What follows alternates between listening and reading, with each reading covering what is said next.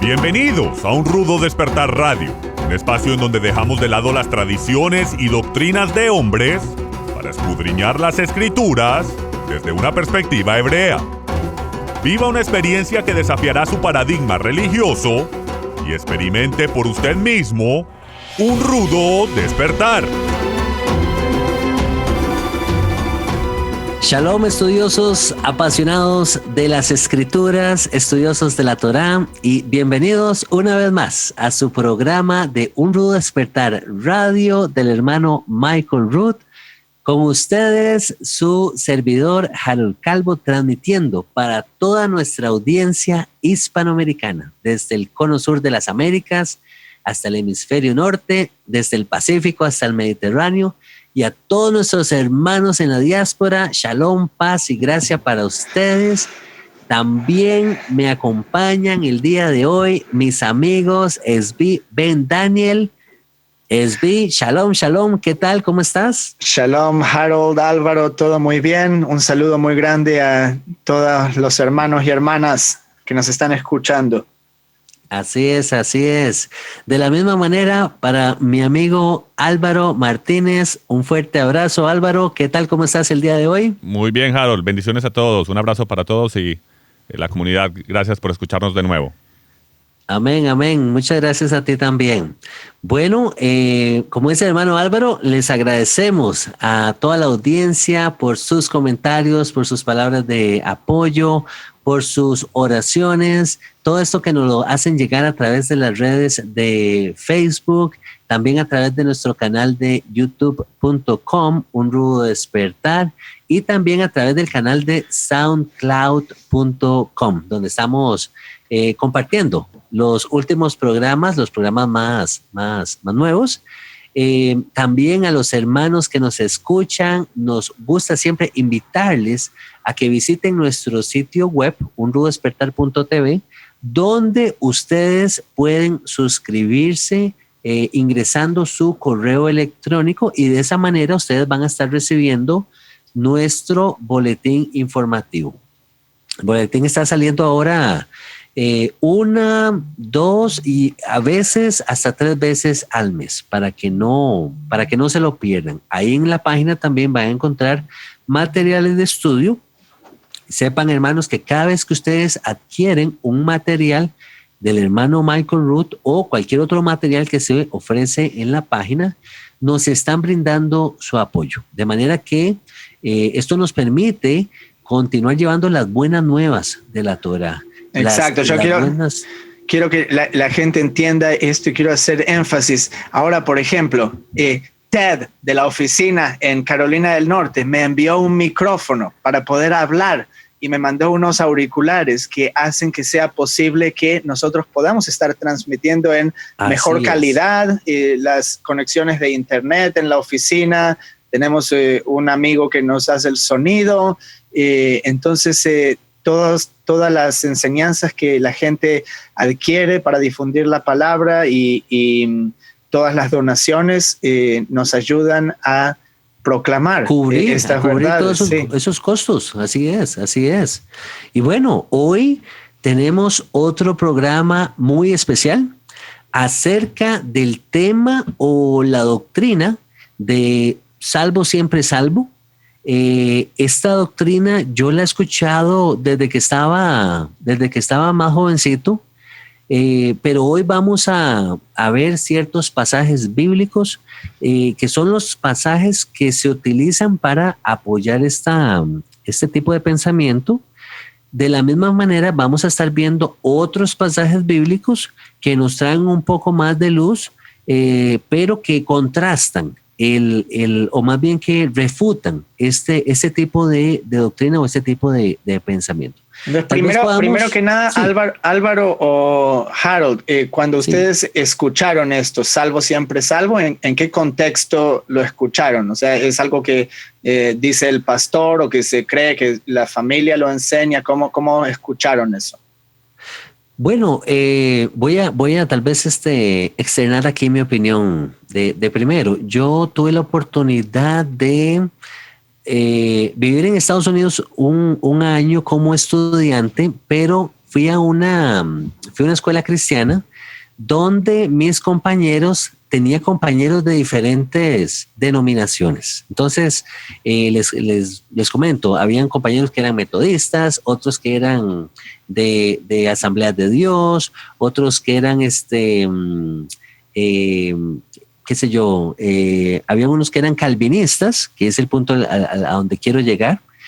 Estos hermanos que eran calvinistas eran los que compartían o creían más acerca de la doctrina de salvo siempre salvo, y ellos decían que básicamente eso, una vez que tú eres salvo, la salvación no se pierde, y pues que Cristo Jesús murió en la cruz por ti una sola vez y que eso era suficiente, y entonces que una vez que tú hacías la oración de salvación, ya eres salvo. Y ahí ciertos pasajes que ellos empezaban a compartir que te ponían a pensar, ¿verdad? De este tipo de pensamiento. En el caso tuyo, Álvaro, ¿dónde fue que tal vez escuchaste acerca de esta doctrina? Bueno, cuando yo entré en la cristiandad, fue algo que como que no se decía, pero era un pensamiento muy universal, muy general en las denominaciones cristianas en las que yo conocí, pues. Pero entré más en el tema fue cuando ya estaba en las raíces hebreas, cuando vivía en el estado de Missouri. Un compañero que trabajaba conmigo en el ministerio, él me comenta esto del salvo siempre salvo, que él creía que no podía perder su salvación, lo cual a mí no me hizo ningún sentido por completo, porque yo no veo ese patrón en las Escrituras. El patrón de las Escrituras es tú caminas en justicia, tienes la decisión, tienes el libre albedrío, y si quieres caminar con Dios, caminas con Dios, y si no, pues te alejas, y no creo que eso... Si la persona que escoge no caminar a Dios y darle la espalda a Dios, ¿cómo se va a salvar solamente porque un día, por si las moscas, hizo una oración de salvación para ser salvo? El calvinismo, empecé a estudiar sobre el calvinismo. Fue interesante porque vuelve al tema. Ellos, por lo que yo entiendo de esta denominación, es que ya esas personas están predestinadas, escogidas, y mejor dicho, no tienen el libre albedrío, porque ya están tomando decisiones que están determinadas. O sea, ellos, si le pone lógica al pensamiento, a la doctrina, como ellos dicen que esas personas ya están elegidas desde antes, entonces ya no hay nada que hacer. No hay nada que hacer. O sea, ellos no tienen opción, ni decisión, ni tema en la moneda. O sea, todo lo que están haciendo, lo están haciendo porque ya está determinado. Entonces ahí no hay libertad. Así es como lo veo yo. Claro. Ahora, en el caso de Álvaro y en el caso mío, pues nosotros venimos de contextos cristianos donde tal vez es más fuerte la tendencia porque hay incluso una línea doctrinal de los calvinistas que comparten ese punto de una manera tan abierta. Me gustaría saber, antes de entrar tal vez en los pasajes bíblicos que traemos por acá, en el caso tuyo, hermanos, ¿qué escuchaste tú en el judaísmo? Obviamente, pues no comparten el hecho de que Yeshua trae salvación y que Jesús murió en la cruz y que entonces resucitó y que va a salvar al mundo y todo esto. Pero no sé, ¿cómo lo mira el judaísmo? ¿Cómo lo expresarías tú? Y bueno, este es un concepto que realmente no existe en el judaísmo, es algo cristiano. Y tenemos el concepto de lo que significa la gracia de ser salvo en toda la Torá. O sea, eso no es algo nuevo. Que el Eterno venga y saque un pueblo de dentro de otro pueblo, como sucedió en Egipto. Esa es pura gracia, que la gente no haya tenido que hacer ni probar nada, sino simplemente tener fe, y poner la sangre, que era una representación de tener fe, sobre las jambas de la puerta. Eso es ser salvo. O sea, ellos salieron y fueron liberados. Entonces, desde ese lugar conocemos lo que es ser salvo. Y bueno, Yeshua, por supuesto que tiene que ver con eso. Él fue el Cordero de Pesaj. Entonces, estamos hablando de lo mismo. No, y lo interesante es que en el judaísmo no hay ese pensamiento, como acaba de decir Esbi, pero el cristianismo le pone al judaísmo ese pensamiento, porque hay grupos cristianos que tienen a los judíos, unos grupos cristianos dicen que ya los judíos son el pueblo elegido y son salvos, hagan lo que hagan, ya son salvos. Sí, y tienes el otro grupo, al otro extremo, que dice, esos judíos mataron al Mesías, entonces todo lo que son el diablo y todo está mal y eso no lo salva nadie. Si no creen en Jesús. Y hay otra corriente, Álvaro, que dice los judíos son la sinagoga de Satán. Exacto. Que si no creen en Jesús, entonces no tienen salvación. Que es otro tema que, bueno, podemos discutir más adelante.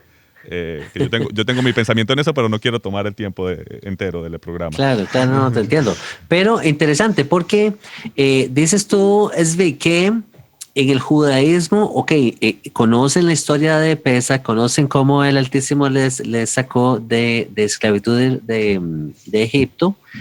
Entonces, pero ¿cómo es que manejan el tema, digamos, simplemente... O ni siquiera se menciona, o sea, eres una persona que guarda los mandamientos, tal vez me refiero más a la parte ortodoxa, a los judíos ortodoxos. Ellos, una persona que guarda los mandamientos, no sé, tendrá vida en un reino venidero, o qué pasa con una persona que guardaba los mandamientos de manera ortodoxa y deja de guardarlos. ¿Qué se dice dentro digamos, del grupo judío como tal? ¿Qué se piensa de esa persona? Lo que sucede es que está el judío que guarda y el judío que no guarda, lo que llamamos judío secular. Ahora, cuando una persona que no cree o puede creer en Dios, pero ellos lo ven desde una perspectiva de no observar los mandamientos, porque eso es realmente lo que indica si creemos en Él. O podemos creer, si no sería otro tipo de Dios que no da mandamientos. Pero el judío secular que retorna a observar los mandamientos se llama en hebreo moderno, le llaman Joser Teshuvah, el que vuelve en Teshuvah, el que vuelve en arrepentimiento, o literalmente, Teshuvah significa alguien que retorna. Entonces, así es como lo ven, o estar observando los mandamientos o no observarlos. Pero cada judío, ellos ven, tiene el potencial de convertirse en esa persona. Y así cada persona, aunque no sea judía, tiene el potencial, la semilla de convertirse en algo bueno, de volverse al Creador. Y digamos, en el otro caso, ¿qué pasa con la persona que estaba dentro, por así decirlo, dentro del grupo de los que caminaba de una manera justa, pero decidió salirse y olvidarse la Torá, decir, ya no más Torá, yo la verdad es que no quiero ser religioso, y porque, ¿verdad? Se dan casos de judíos que dicen, yo no puedo con los mandamientos, se vuelven seculares. Sí, no, yo lo que pasa es que nosotros tenemos que entender también y ver, nosotros estamos poniendo el judaísmo en el sentido de que, los judíos que creen y los judíos que no creen, pero en el judaísmo es igual como en la cristiandad, que dentro del judaísmo hay varias sectas y varias creencias diferentes. Hay unos judíos, por ejemplo, lo que estamos hablando, si vamos a hablar de un tema de salvación, bueno, tenemos a los judíos que se llevan por el Talmud, las tradiciones rabínicas, y romper eso es irse en contra de la Torá. Para ellos eso ya es alejarse, no seguir las tradiciones de los ancianos. Tienes a los judíos caraítas, como Nehemia Gordon, que es un caraíta que sigue solamente la Torá, ¿sí me entiende? Y de nuevo, por ejemplo, los ortodoxos creen que para nosotros, los gentiles, los que estamos afuera, tenemos 7 leyes noáidas, es que se dice, ¿no? Noágidas. Sí. Son 7 leyes que para ellos nosotros no tenemos que guardar la Torá, para ellos nosotros no tenemos que hacer nada de eso. Entonces no podemos, yo creo que sería erróneo tirarlos todos en una bolsa y decir, el judío que cree y el judío que no cree. Sí, pero de los que creen, hay muchas raíces que creen diferente, igual como en la cristiandad. Okay. Entonces, te quiero acá, antes de que se me pase esto, porque vamos a hablar del que está, y ya mencionabas un poco del que está predestinado, y habla ahí en Romanos en el 8:30, que lo tienes ahí, que hay gente predestinada para ser salva y ellos se van a quedar salvos. Entonces, eso, si lo miras en el contexto de Romanos 9, presta atención a esto. Dice, habla de la predestinación de Israel. Amén. Israel es el pueblo de Dios. ¿Y cómo uno puede ser parte de Israel? Si uno cree en Jehová y guarda sus mandamientos. Amén. Camina en esa justicia para Qué con bonito, él y para con nuestro prójimo. Amén. Entonces, fíjate lo que dice aquí. Estoy en Romanos 9:6. Dice, no que la palabra de Dios haya fallado, porque no todos los que descienden de Israel son israelitas. Entiéndalo en este contexto. Uno no es judío, sino el que es judío por dentro. ¿Okay? No importa si dice israelita, si dice judío, no está hablando aquí de tribus, está hablando de pueblo de Dios. Quite la palabra judío, quite la palabra israelita, está hablando de una persona que camina con Dios, como Noé, como Enoch, Hanoch, y como Yeshua lo hizo. ¿Y qué es caminar con Dios? ¿Cuál es la definición de caminar con Dios según las Escrituras? Es el mismo espíritu de guardar los mandamientos. Amén. Entonces, yo no quiero, porque a veces la gente lo ve que los mandamientos son guardados de una manera mecánica, y hay maneras sistemáticas que han sido desarrolladas por el judaísmo, y no hay que estar en contra ni a favor de esa sistemática, pero la esencia del mandamiento es lo que uno tiene en el corazón, porque uno puede estar haciendo cosas, pero si uno no lo tiene, todavía uno no está siendo circuncidado de corazón. Así es. Hay gente que hace cosas automáticamente, porque nació en una familia judía, supóngase. O cristiana incluso. Exacto, pero llega un momento en que uno tiene que ser bautizado, que uno tiene que nacer de nuevo, que somos una persona diferente, que tenemos otra motivación. Entonces, fíjate el ejemplo que Pablo da. No todos los que descienden de Israel son israelitas, ni por ser descendientes de Abraham son todos hijos. Así es. Claro. Cantan hijos de Abraham, Father Abraham, pero dice, claro, en Itzhak te será llamada la descendencia. ¿Qué significa?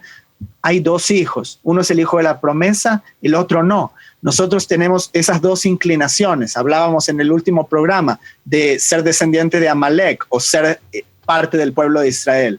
Uno tiene la inclinación de Itzhak, ser obediente y poner tu vida, como hizo Itzhak, para ser sacrificado por su padre, porque era pedido del Eterno.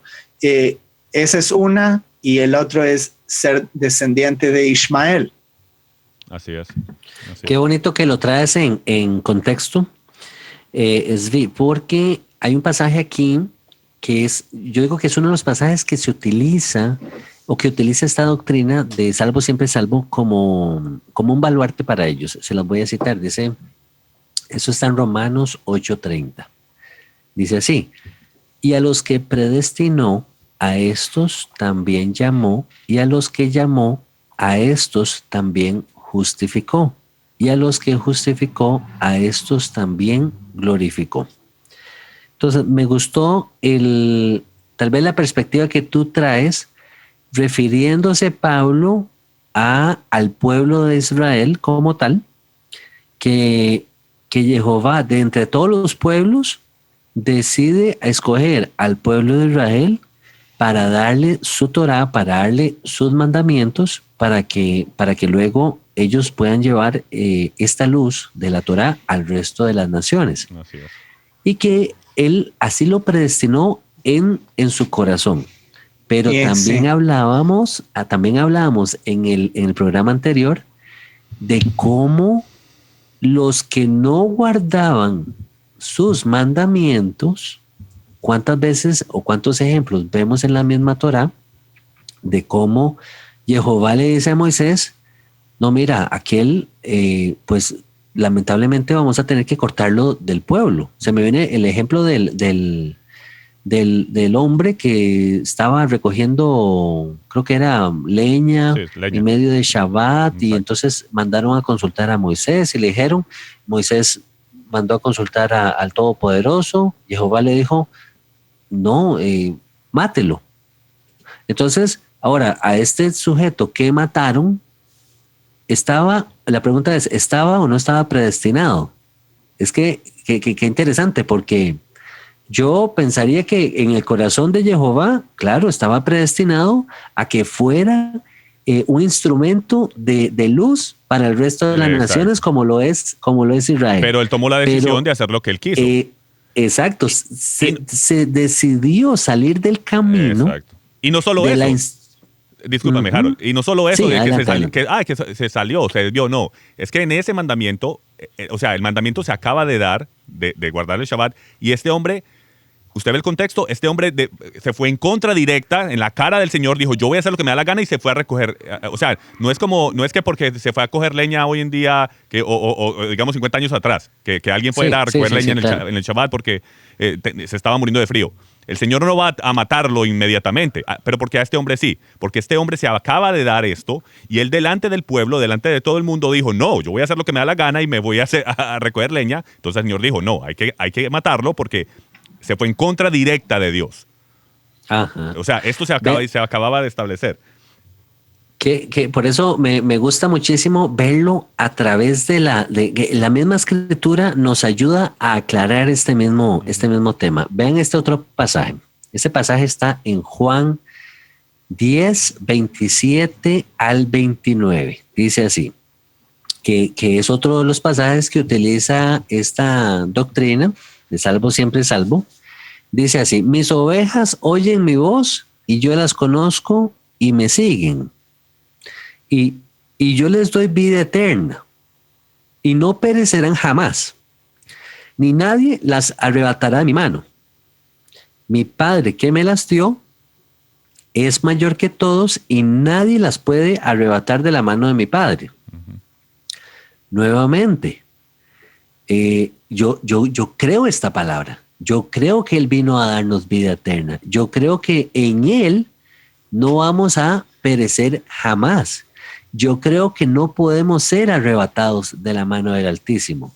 Lo que sí creo también es que nosotros mismos nos podemos salir de la mano del Altísimo, que es diferente. Claro. Que nos podemos salir de esa cobertura del Altísimo, que entonces yo voy a poner en riesgo esa vida eterna que el Altísimo me está dando a través del sacrificio de Yeshua. Entonces, va a depender del ángulo de donde lo analicemos, de donde lo veamos. En hebreo bíblico existe el concepto de el Eterno oculta su cara de nosotros. Eso es cuando nos da la espalda. Tenemos la expresión en español. Wow. Entonces, ¿qué dice la bendición arónica? Que el Eterno resplandezca su rostro sobre ti. Entonces, eso es una simbología de que nosotros estamos en su presencia, pero cuando el Eterno esconde su rostro de nosotros, básicamente cuando nosotros nos ponemos en un punto donde su rostro está escondido de nosotros. Significa que nosotros elegimos descender a ese nivel. Nosotros primero volteamos nuestro rostro a Él, antes de que Él lo haga nosotros. A causa de nuestro pecado, a causa de nuestra iniquidad. Exacto. Y por eso dice el profeta, dice que ya dice, retorna a mí y yo retornaré a ti. Uh-huh. No dice, yo retornaré a ti y luego tú retorna a mí.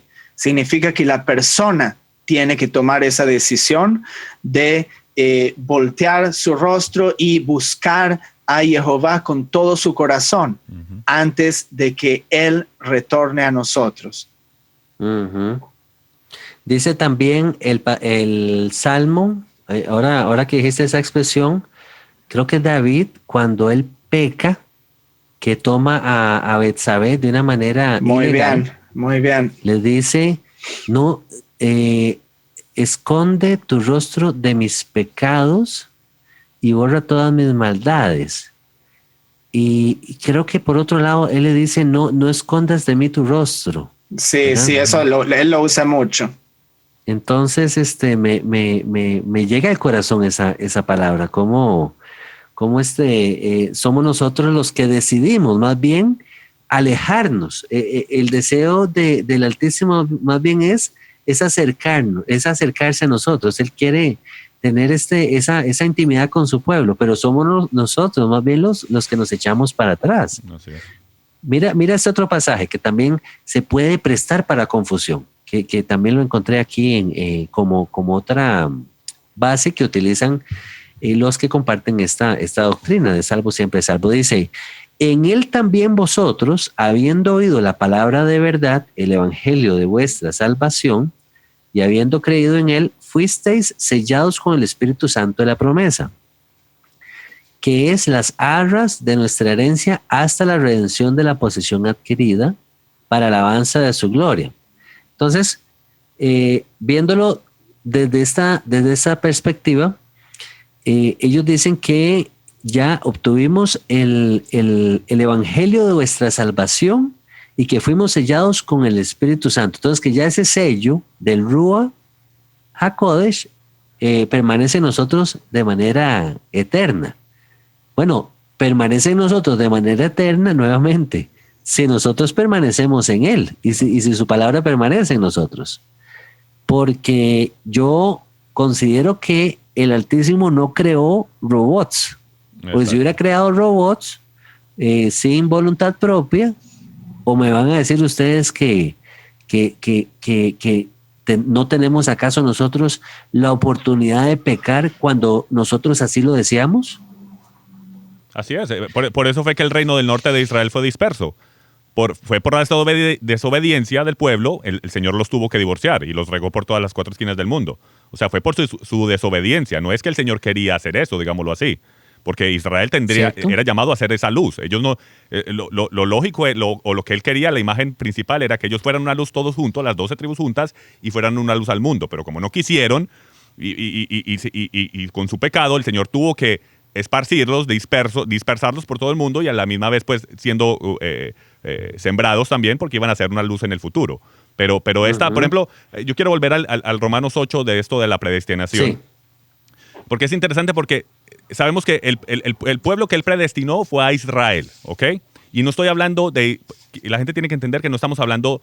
Cuando decimos Israel no estamos hablando de los judíos nada más. Y tenemos que recordar, como acabé de decir, que Israel son 12 tribus. Y en esas 12 tribus, lo que hoy conocemos como Israel es solamente el reino del sur, que solamente eran lo que quedó de Israel, que era la tribu de Judá, la tribu de Leví y la tribu de Benjamín. Que eso es lo que hoy conocemos como... Pero hay 10 tribus que están regadas por todo el mundo, que nadie sabe quiénes son. Yo creo que son los cristianos que están regresando a las raíces hebreas de su fe, que eso es lo que el Señor va a llamar al final de los días, y eso es que va a ser la luz al mundo. Tanto es que cuando en Jeremías, me parece que cuando estamos hablando del nuevo pacto, que dice en Jeremías 31 que en aquel día haré un nuevo pacto con la casa de Israel y con la casa de Judá. ¿Ok? Entonces cuando baje la nueva Jerusalén, tienes que entrar por 12 puertas, que son de las 12 tribus de Israel. O sea, lo que las escrituras nos llaman es aferrarnos a Israel, ser injertados en el árbol de Israel. Y de nuevo, no es solamente los judíos, ellos son parte, pero no es solamente los judíos. Pero ¿qué es Israel? Es entrar a la Torá, a las instrucciones de Dios que Él dio desde el principio. Nada ha cambiado. Con la venida del Mesías no cambió, ya la ley no fue abolida ni nada por el estilo. Él vino a darle, como dice la Escritura, plerú, a darle un propósito más claro, a darle claridad a los mandamientos. Jesús mismo dijo que Él no vino a abolir la ley. Él vino ¿cómo se dice? ¿Cómo es que dice ahí?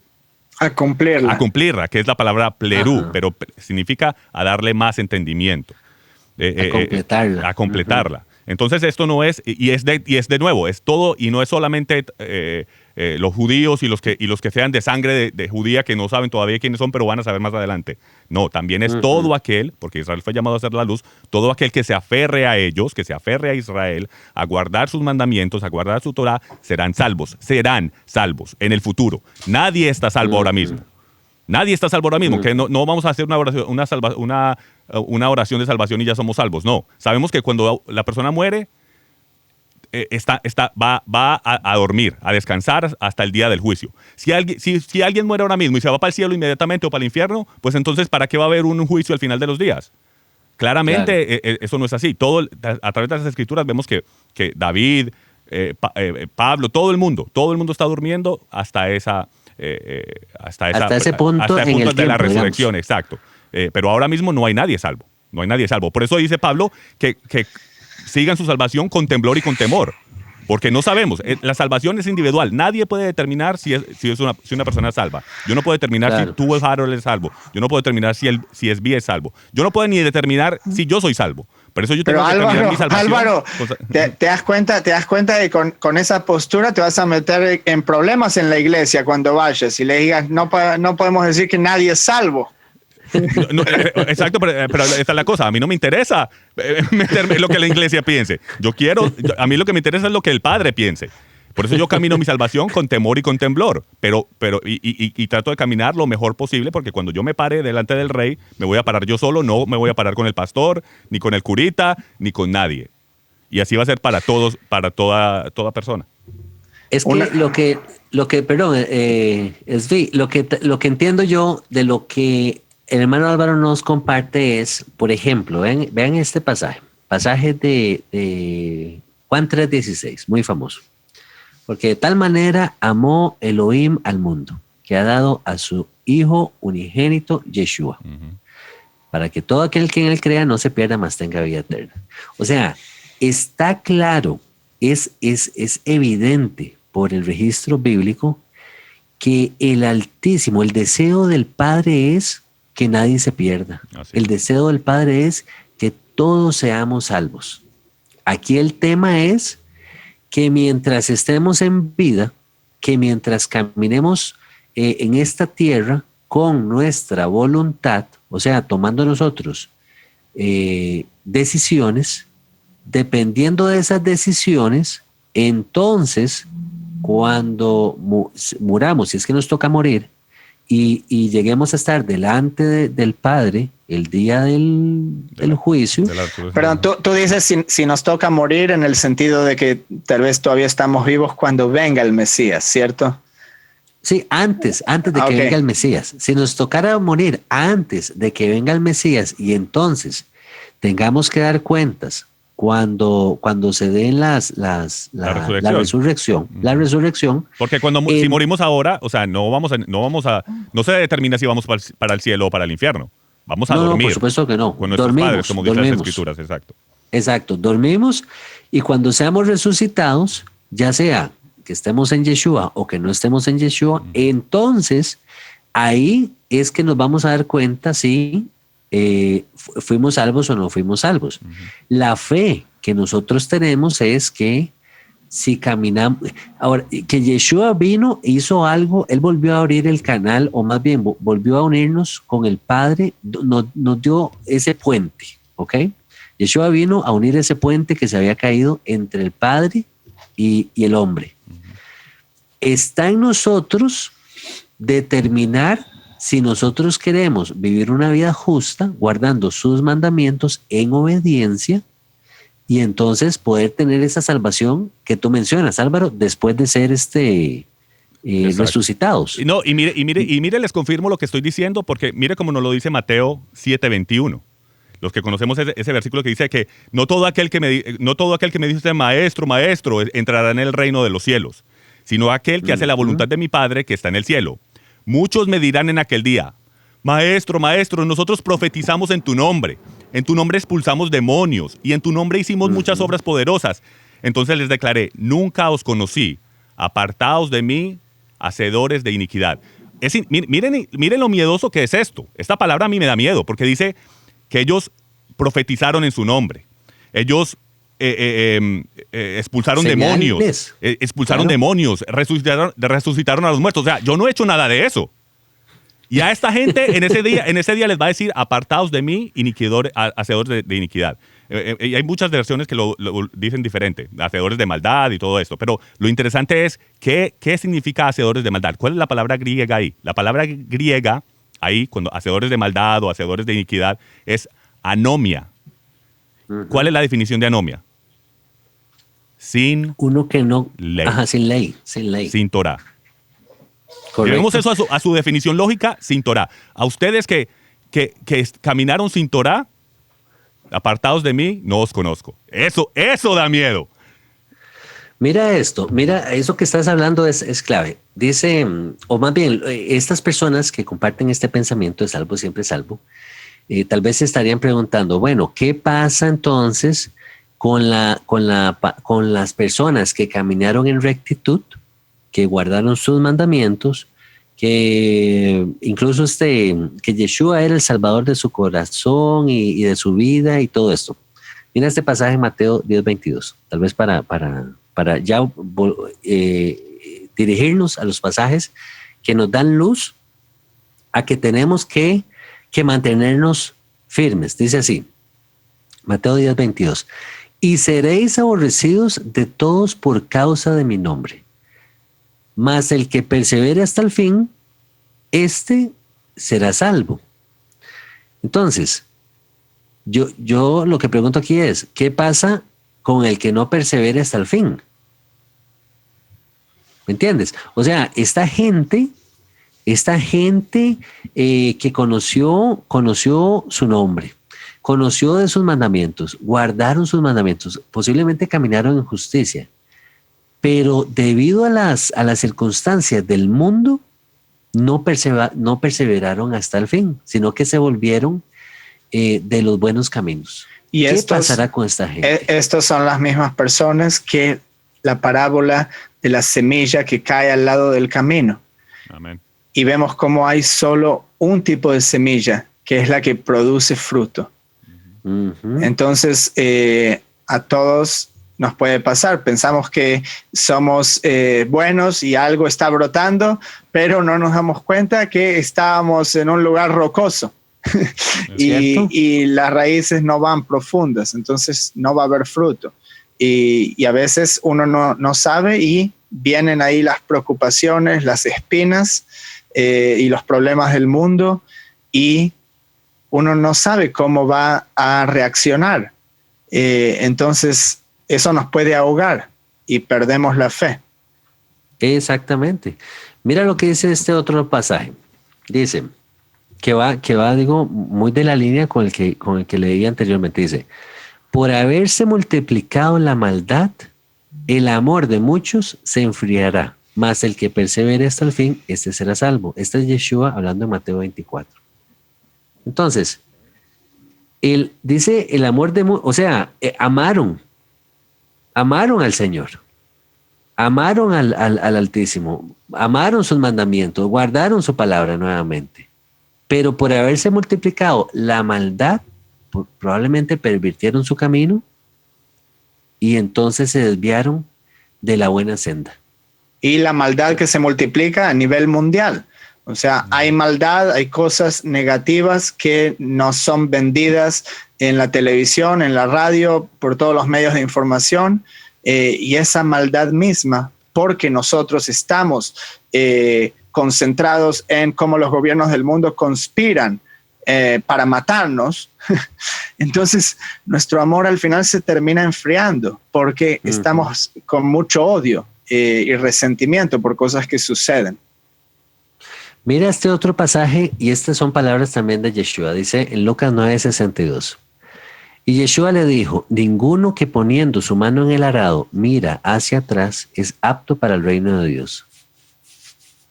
¿O será que estoy entendiendo mal el mensaje? A mí me parece que Yeshua está hablando de gente que va en el camino, que creyeron en él, que hicieron lo que él hizo, que nuevamente guardaron los mandamientos del Altísimo, pero él les está diciendo que si miran, o sea, que dice que ponen su mano en el arado, miran hacia atrás, no son aptos. Por eso es que eso es tan individual, o sea, lo que es la salvación, por eso es que yo no estoy de acuerdo con esto de que haga la oración y ya, mire, hoy se salvaron 1000, hoy se salvaron 50, hoy se salvaron, o sea, eso no lo determinamos nosotros no determinamos quién es salvo o no salvo. Eso va a ser ese día, porque solo el Padre conoce el corazón de la persona. Hoy en día yo estaré caminando con Torah y lo mejor que yo quiero, pero sí, como dijimos, mañana, ¿qué pasa? ¿Qué va a pasar mañana? No sabemos qué va a pasar mañana. Mire el ejemplo de Judá Iscariote. ¿Qué hombre que tenía al Mesías, caminando con el Mesías, aprendiendo del Mesías directo, y le da la espalda de esa manera? Y obviamente esto es que también podemos entrar ahí. O sea, él fue diseñado para eso porque tenía que ocurrir. Alguien lo tenía que traicionar para que se cumpliera la profecía. ¿Estaba predestinado? Estaba predestinado, exacto. Pero yo diría esto, y es un tema que yo he conversado antes con unas amistades. Yo diría que de pronto él estaba predestinado, podemos decir que está predestinado, pero yo digo que él tenía la opción de no hacer lo que hizo. Y lo iba a hacer otra persona. ¿Sí me entiende? Ahora te lo planteo de esta manera. Esto está, porque creo que hay un pasaje que habla de eso. Él estaba predestinado dice para entregarle a Yeshua, porque alguien tenía que entregarlo, porque si no la profecía no se cumple. Exacto. Y si no, hay otra... el canal entre Yahweh, entre Jehová, y nosotros no se hubiera restablecido. Exacto. Pero ¿qué pasa? Yo pregunto, ¿qué pasa después de que Judas entrega al maestro? O sea, ¿qué fue? ¿Que Judas cayó muerto inmediatamente? Yo creo que si Judas, después de haber entregado al maestro, no sé, se arrepienta, hace teshuvá, como dice Svi, como lo hizo Pedro. A Pedro le tocó negar al Mesías. Y él no se arrepintió, solo que no pudo seguir viviendo así. Pero sí. Bueno, en realidad... se puede tomar como que sí, porque no sabemos, exacto. Vamos a saber cuando llegue el día del juicio, porque él igual que todos los demás, está durmiendo, esperando o la primera resurrección de los justos o la segunda resurrección de los no justos. Y lo que dijo Yeshua también es, el mal tiene que venir, el enemigo tiene que manifestarse, pero hay de aquel por quien el mal viene. Entonces lo mismo, estábamos hablando el programa pasado, la historia de Purim, y tienes a Hitler y el Holocausto. Entonces, ¿qué? ¿El Eterno quería matar a esa gente? O sea, ¿por qué? Porque Isaías nos dice que el mal no entra en una ciudad a menos que sea decretado por Jehová. Entonces, nosotros tenemos que confiar que, incluso si es algo que se ve muy cruel, que tenía que suceder. O sea, solo el Altísimo da y quita la vida. Él es el que está detrás de todo. Entonces, Él no quiere que nadie sufra, pero no entendemos toda la dinámica del universo y cómo la contabilidad funciona en oficinas celestiales. Entonces, a veces las cosas tienen que ser de una manera que nosotros con nuestra mente no podemos entender.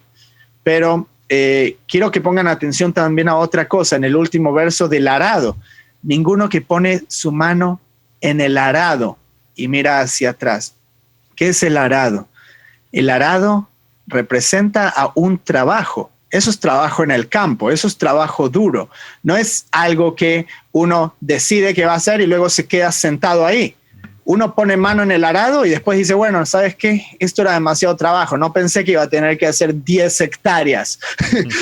Entonces uno a veces llega a la fe y no se imagina que el camino, o sea, se imagina que es todo prosperidad, pero nuestro carácter es forjado a través de la adversidad. Así es. Entonces, si uno no tiene adversidad, si uno no pasa por periodos de tribulación, nuestro carácter no va a ser forjado. Y ahora que dijiste eso me recordó cuando dijiste prosperidad y lo conecto a lo que dijimos ahora, el versículo que dice que el amor de muchos se va a enfriar. Yo creo que mucho de eso va a venir ahí, porque esa doctrina de la prosperidad, de que Dios, y no solo la prosperidad, de que el rapto de pretribulación. Tenemos que entender que el pueblo de Dios va a ir a través de la tribulación, pero va a ser arrebatada, digámoslo así, es cuando el Padre derrame su ira. Pero durante la ira de Satanás, que es la tribulación, nosotros vamos a estar ahí. Y yo creo que ahí es cuando el amor de muchos se va a enfriar, porque vienen creyendo que va a haber una pretribulación, que todo va a ser arcoíris, rainbows, arcoíris, unicornios y florecitas, y que nada malo les va a pasar. Y cuando empiece a pasar esa tribulación, que el enemigo va a estar en la tierra, dice que Satanás va a estar entre nosotros, que dice ay de la tierra porque Satanás estará entre ustedes.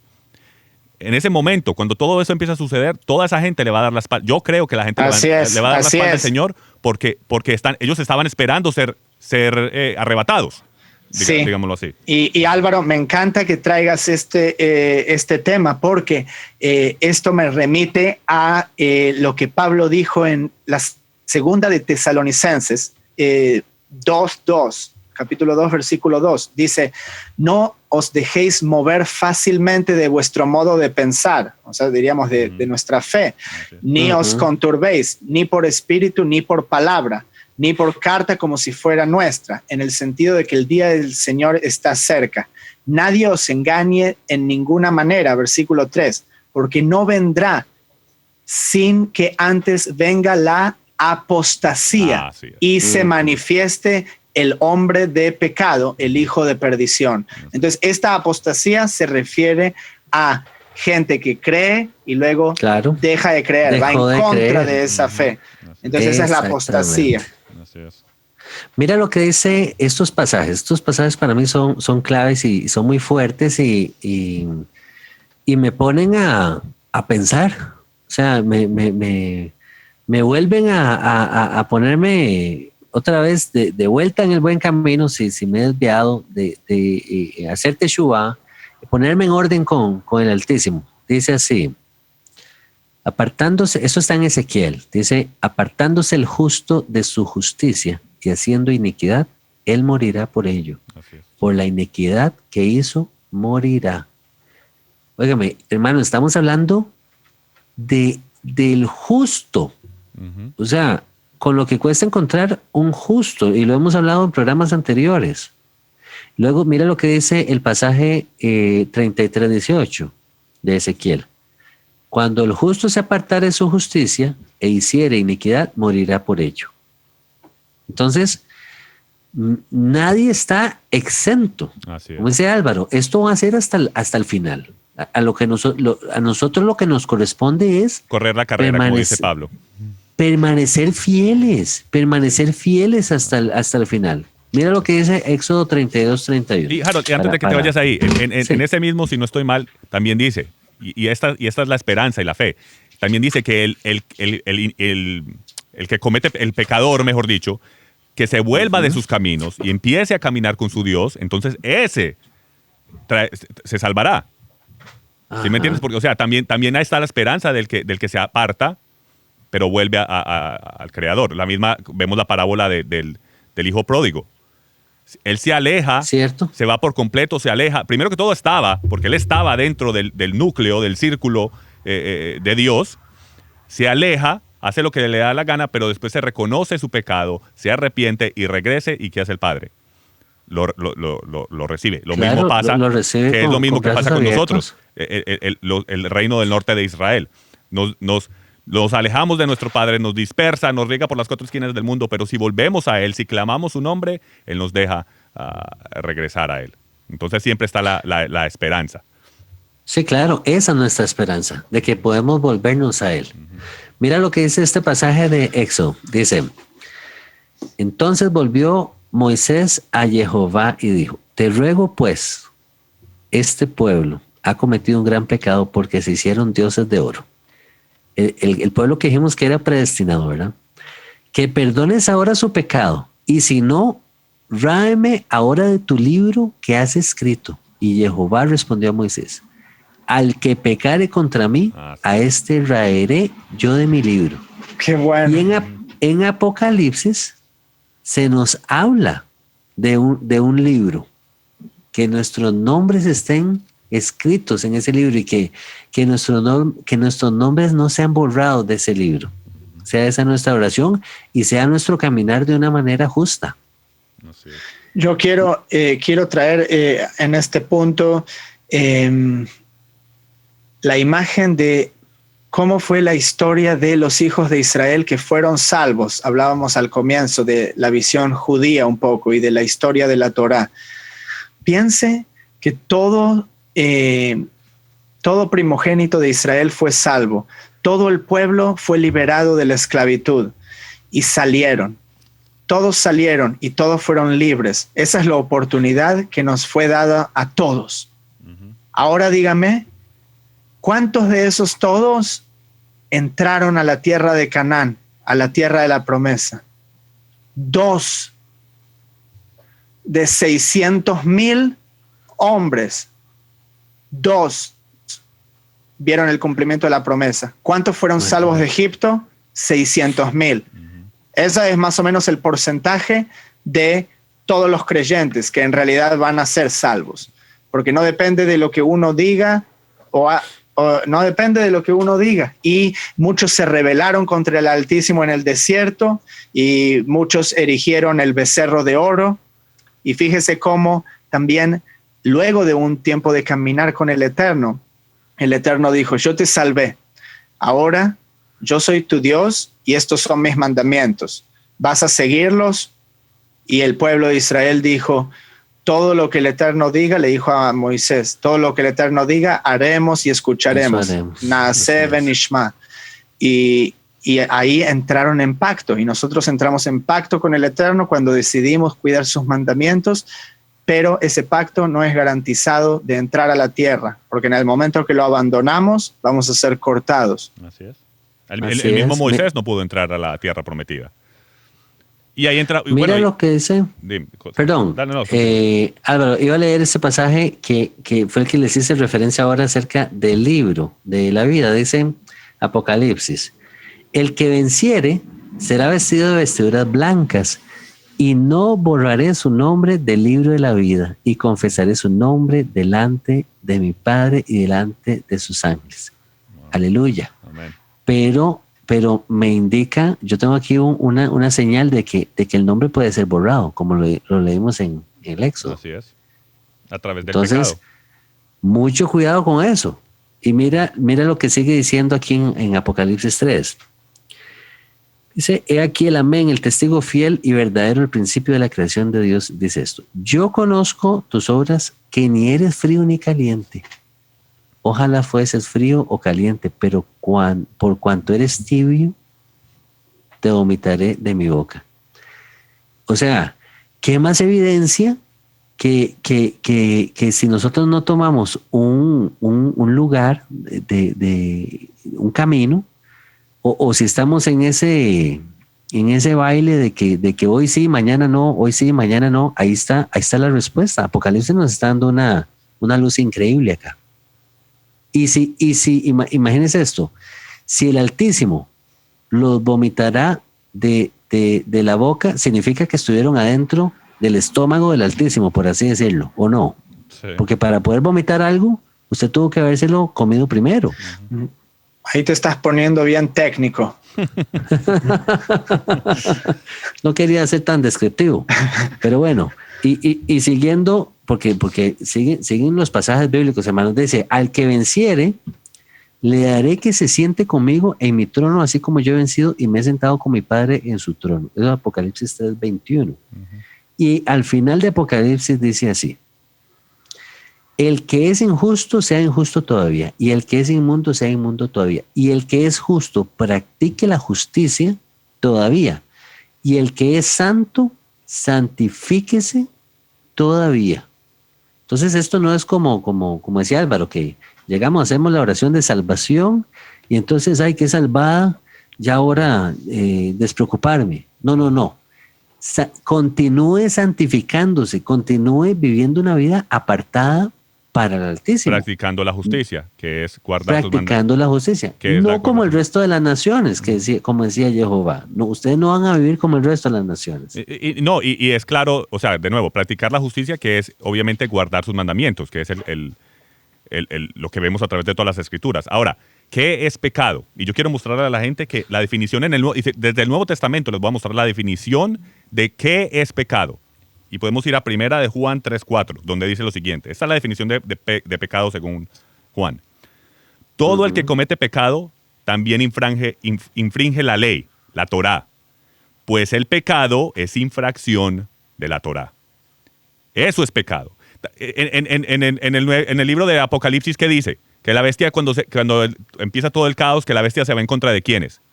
De los que tienen el testimonio de Yeshua, de Jesús, que guardan sus mandamientos. ¿Cuáles mandamientos? ¿Cuáles mandamientos? Cuando él dijo esas palabras, ¿qué mandamientos? ¿Qué es lo que se llama mandamientos? Cuando el Nuevo Testamento no existe. Ajá, la instrucción del Altísimo. De la Torá. La Torá, claro, el Tanakh. Sí. La Torá, los profetas y los escritos. Y es muy fácil, y son fáciles, porque lo que nos enseñan en la cristiandad, yo me recuerdo cuando comencé, que eso es muy difícil, que eso no lo puede guardar nadie, cuando la Torah misma nos dice que no está en el cielo, para que alguien diga quién la va a traer, para que nos la enseñe, ni está en el mar, ni está al otro lado del mar, no, que está cerca de nosotros, en nuestros labios y en nuestro corazón, para que la guardemos. Dice que los padres de Juan el Bautista, dice que ellos eran justos, y ellos tenían más mandamientos que los que tenía el israelita común y corriente, porque él era un sacerdote.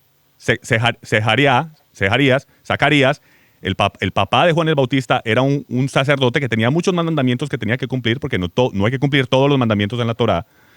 Unos son para los hombres, otros son para mujeres, otros para sacerdotes y así.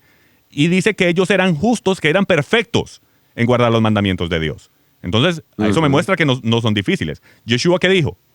Mi yugo es fácil y mi carga es ligera. Es fácil. El hombre es el que complica las cosas con sus tradiciones, con sus doctrinas y todo el caos que tenemos hoy en día por eso.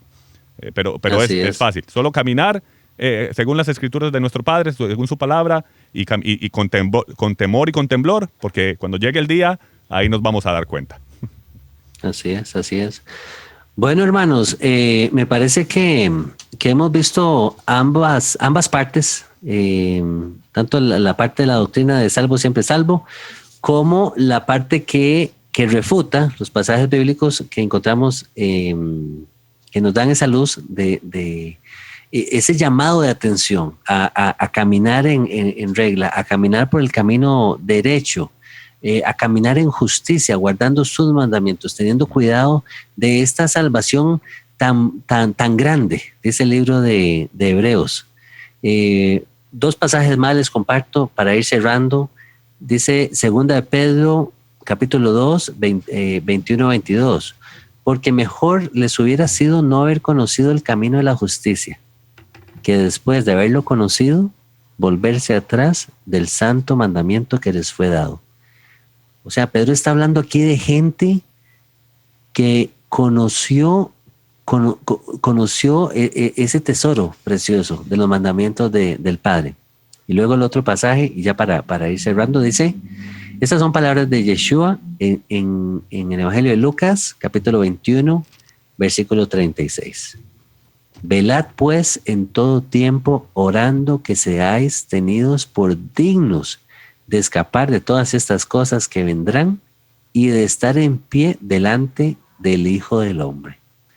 Entonces, hermanos, sin descuidar nuestra retaguardia, sin bajar la guardia como tal, guardando sus mandamientos, caminando en justicia, así es como amamos al Todopoderoso, amando a nuestro prójimo. Amén. Les dejamos estas palabras para que ustedes las mediten. No somos jueces sobre la tierra, no estamos juzgando a la gente, no estamos diciendo quién sí y quién no, eso le corresponde solamente al Padre. Solamente les estamos diciendo, guarden esa salvación con temor y temblor, caminen de una manera derecha. Así que los dejamos con el pasaje que siempre les compartimos al final de nuestro programa, palabras de Yeshua. En esto conocerán que son mis discípulos, que se aman los unos a los otros. Hermano Álvaro, hermano Zvi, muchísimas gracias por su tiempo, por sus consejos, por sus palabras sabias. Y a nuestros hermanos, a nuestros radioescuchas, les bendecimos y les amamos. Shalom, shalom. Que estén muy bien. Shalom, shalom.